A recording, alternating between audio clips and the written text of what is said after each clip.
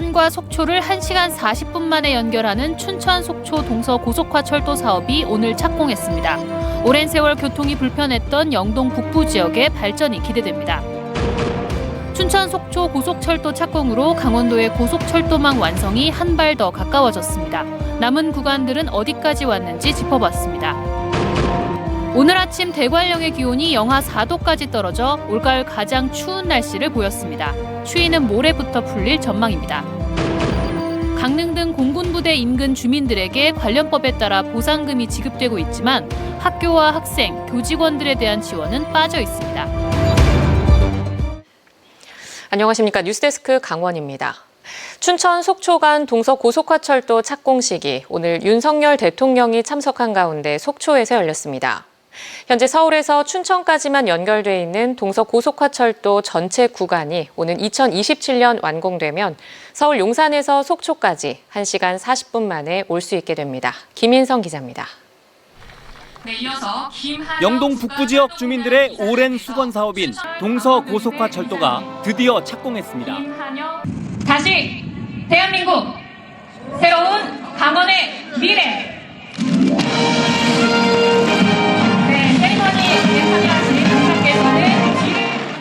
윤석열 대통령은 착공식에 참석해 동서고속화철도가 개통될 경우 강원 북부 지역은 비약적인 발전을 하게 될 거라며 중앙정부 차원의 지원을 약속했습니다.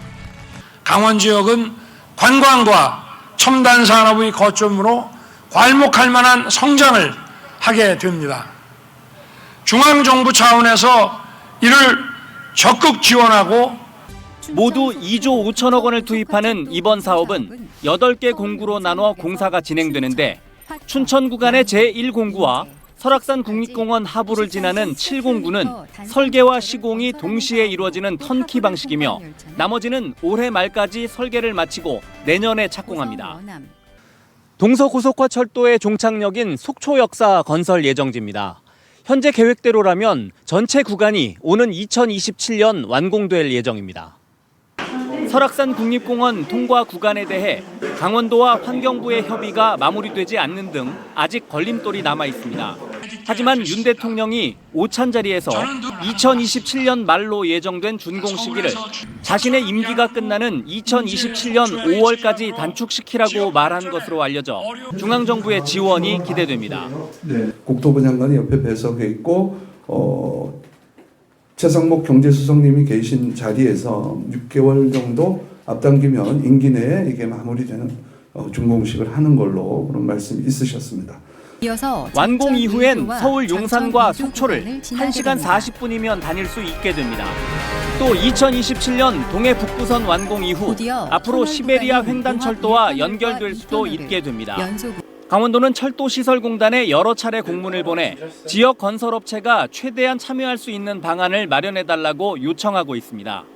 속초시는 모두 5천억여 원을 들여 속초역 주변을 역세권으로 묶어 개발하고 철도 완공에 대비한 지역 교통망 구축도 준비해 나가기로 했습니다. 트램이라든지 아니면 이제 지능형 교통체계를 갖다 준비할 필요가 있어서 ITS 시스템을 적극 도입할 필요가 있다고 보고요. 오랜 세월 교통 불편 지역으로 남아있던 영동 북부 지역이 수건이었던 동서고속화철도의 착공으로 활기를 띠고 있습니다. MBC 뉴스 김인성입니다. 춘천 속초 간 고속철도 착공으로 나머지 남아있는 강원도의 다른 철도는 정부 계획에 언제 반영되고 또 공사가 언제 진행될지 관심이 높아지고 있습니다. 강화길 기자가 보도합니다. 강원도의 고속철도망은 한자 날일자 모양입니다. 동서축 3개와 남북축 4개를 모두 합쳐 7개 노선입니다. 이 가운데 열차가 운행하고 있는 노선은 단 2개뿐입니다. 평창 올림픽에 맞춰 2017년 KTX 강릉선이 개통됐습니다. 지난해 초에는 원주 제천 KTX도 개통했습니다. 남은 건 5개 노선. 동해 북부선 강릉 제진 구간은 올해 초 착공했습니다. 그리고 춘천 속초 구간이 이번에 착공했습니다. 2개 철도는 2027년 동시 개통을 목표로 하고 있습니다. 강릉 삼척 동해선은 고속화 개량 사업입니다. 지난해 7월 제4차 국가철도망 구축 계획에 이미 반영됐습니다. 언제 시작할지는 모르지만 그래도 한다는 얘기입니다. 결국 아직 공사 계획이 없는 두 개의 노선이 관건입니다. 춘천과 원주, 제천, 삼척 노선입니다. 두 구간 다 국가철도망 계획에 반영돼 있기는 합니다. 그런데 추가 검토 사업입니다. 상황에 따라 할 수도 안 할 수도 있습니다. 따라서 국가철도망 계획에 본 사업으로 포함시켜야 합니다. 국가철도망 계획은 10년에 한 번, 5년에 보완 발표합니다. 2026년 예정된 5차 발표는 2024년으로 당겨질 전망입니다. 강원도는 이번 계획 반영을 목표로 잡고 있습니다. 도에서는 관련 타당성 조사 용역을 통해서 사업성을 확보해서 반드시 강원도 순환철도망 구축을 이루도록 하겠습니다. 그러나 장담할 수는 없습니다. 수도권 광역급행철도 GTX 때문입니다. 윤석열 정부는 GTX를 철도 우선순위 맨 앞에 두고 있습니다. 일자형 강원도 철도망 구축 계획의 조기 완성이 멀어져 보이는 이유입니다. MBC 뉴스 강화길입니다.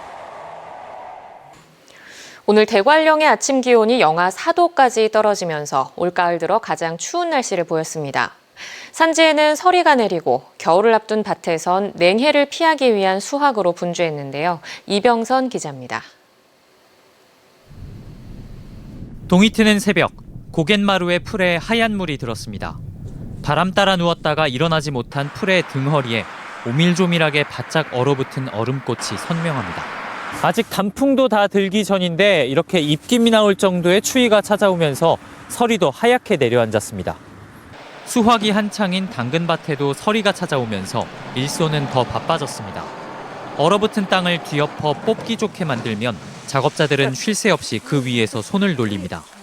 맹추위에 금세 손에 냉기가 파고들지만 통에 피워놓은 불씨가 난로를 대신합니다. 서리가 왔잖아요. 서리가 왔고 손 시리고 아줌마들 이제 일하는 데가 좀 많이 불편하잖아요. 그러다 보니까 이제 불광통을 옆에 두고 이제 손 시리면 바로바로 이제 불을 질 수 있게끔 돼야지. 밤사이 한파주의보가 내려졌던 영서 지역은 오늘 아침 올가을 최저 기온을 보이며 때이른 추위가 찾아왔습니다. 북서쪽에서 내려온 찬 공기의 영향으로 기온이 급격하게 떨어진 건데 앞으로도 이틀가량은 산지의 아침 기온이 영하를 오가고 다른 지역도 5도 이하로 내려갈 걸로 보입니다.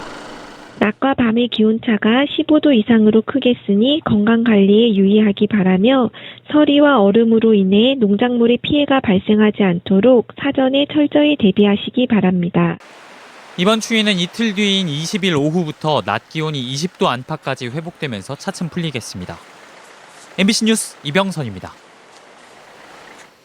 강릉을 비롯해 도내 일부 지역 주민들은 수십 년째 인근의 공군부대 군용기 훈련 소음으로 고통받고 있습니다. 올해부터는 군소음 보상법에 따라 지역 주민들에게 보상금이 지급되고 있지만 학교는 피해 보상 범위에 빠져 있어 제대로 된 지원을 받지 못하고 있습니다. 윤하은 기자가 취재했습니다. 공군 제8전투비행단에서 8km가량 떨어진 횡성의 한 중학교. 3학년 학생들의 영어 수업이 한창입니다. 하지만 수차례 수업이 중단되고는 합니다. 군 항공기 소음 때문입니다. 수업 시간에 계속 날리다 보니까 수업 진행이 계속 끊기는 거예요. 체육 시간에는 소리 지르기라도 해야 뭐가 좀 들리는 정도라서.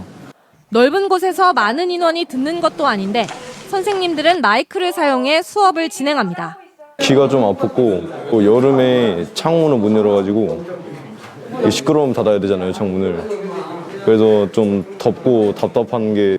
저희 취재진이 학교들을 돌며 촬영을 하는 동안에도 주변 말소리가 잘 들리지 않을 정도의 소음을 내며 수시로 군 비행기들이 지나갔습니다. 이렇게 군 소음 피해를 입고 있는 학교는 횡성에만 7곳, 전국적으로는 100곳이 넘습니다. 하지만 지역 교육청에서 방음창 설치비나 전기요금 일부를 지원받을 뿐 별다른 지원이나 보상을 받을 수 없습니다. 2년 전 시행된 군소음 보상법에 따르면 지역 주민들만 보상금 지급 대상이고 학교와 학생, 교직원 등에 대한 지원은 빠져 있습니다. 하루에 우리가 전체적으로 아침부터 저녁 때까지 여기 지나가려고 한 20, 30대 이상 지나갈 때도 있죠. 횡성군은 학생들의 학습권과 건강권 확보를 위해 국가 차원의 지원이 필수라고 보고 근거 자료 확보에 나서고 있습니다. 올해 처음으로 소음 대책 지역 안에 있는 학교에서 소음을 측정했는데 2중, 3중 창이 설치된 곳에서도 질병관리청 등이 권고한 소음 기준치를 넘겼습니다. 올 12월경에 주민건강영향조사를 실시를 할 예정입니다. 학생들은 그 청력 검사만 포함이 됐습니다. 최근 소음 대책 지역 내 학교에 대한 지원 방안 마련 내용이 담긴 법률 개정안이 발의됐지만 연간 150억 원가량의 비용이 발생할 것으로 추산됐습니다. 결국 국방부 등 관계부처 모두 회의적인 상태여서 실제 성과로 이어질지는 미지수입니다. MBC 뉴스 윤하은입니다.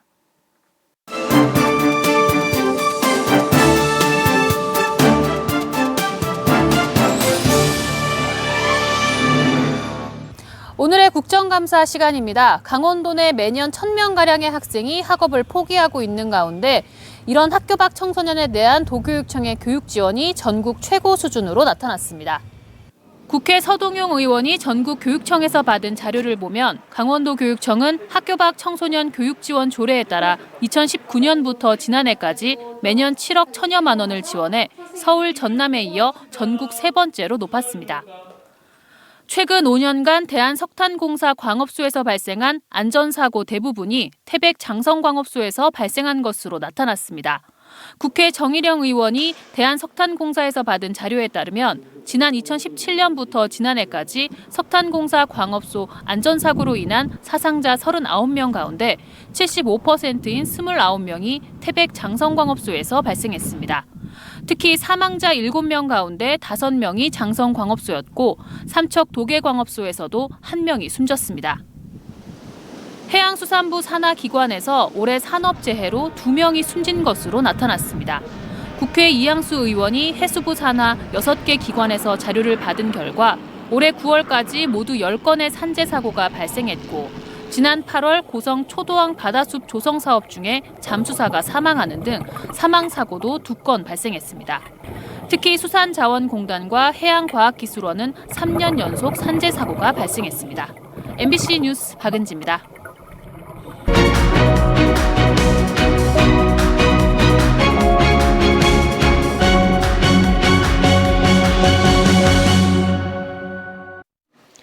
속초 대관람차 사업 추진 과정에서 특정 업체에 유리하게 작용하도록 평가 방식 등을 변경한 사실이 드러나 지난 7월 강원도로부터 징계 처분을 받고 징계가 과하다며 소청 심사를 요청했던 속초시청 공무원들이 일부 감경 처분을 받았습니다.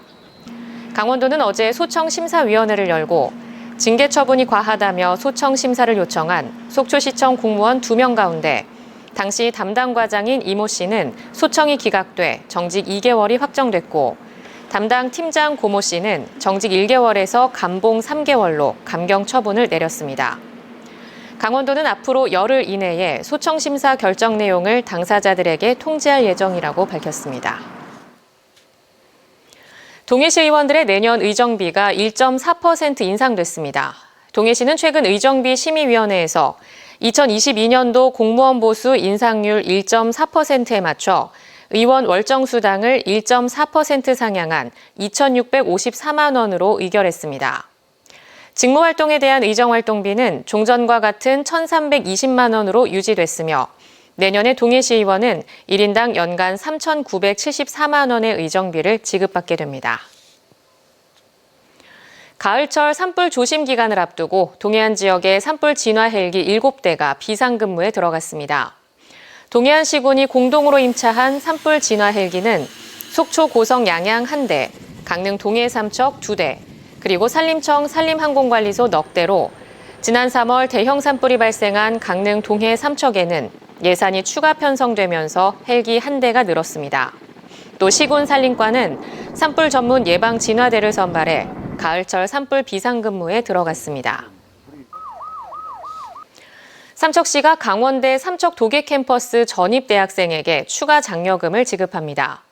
삼척시는 대학교에 입학 후 졸업할 때까지 삼척시의 주소를 유지하고 졸업 후에도 삼척에 정착을 유도하기 위해 매년 20만 원씩 최대 80만 원을 삼척 사랑카드로 지급합니다.